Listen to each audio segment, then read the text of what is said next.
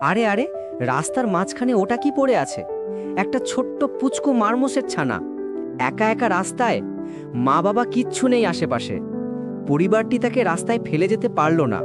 দেখুন, আঙুলটা কেমন শক্ত করে আঁকড়ে ধরেছে। মনে হচ্ছে বলছে, প্লিজ আমাকে ছেড়ে যেও না। বাড়িতে এনে ড্রপার দিয়ে খুব সাবধানে একটু একটু করে দুধ খাওয়ানো শুরু হলো। আহারে, বেচারার মনে হয় পেটে খুব খিদে ছিল। নতুন জায়গায় এসে ও প্রথমে একটু ভয় ভয় ছিল। ভাবছিল, এরা কারা ভাই, আমাকে কিডন্যাপ করলো নাকি? কিন্তু ফুল আর আদর পেয়ে ভয়টা কেটে গেল। ধীরে ধীরে ও বাড়ির পরিবেশের সাথে মানিয়ে নিল। এখন দেখুন, খাবার খাওয়ার স্টাইলটা দেখুন একবার, যেন কতদিনের চেনা। আদর যত্ন পেয়ে পুচকু তো এখন পুরাই ডন। সারা বাড়ি মাথায় তুলে নাচে। সোফায় লাফালাফি, পায়ে সুরসুরি, একদম অস্থির অবস্থা। কখনো দিদির মাথায় চড়ে বসে হুকুম চালায়, আবার কখনো বাড়ির বিড়াল মশাইয়ের সাথে কুস্তি লড়ে। টম অ্যান্ড জেরির মতো বন্ধুত্ব ওদের।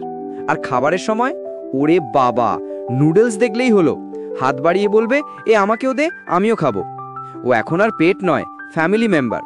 দেখুন দেখুন, রাজপুত্রের স্নান হচ্ছে, আবার হেয়ার ব্রাশ করে স্টাইলও করা হচ্ছে।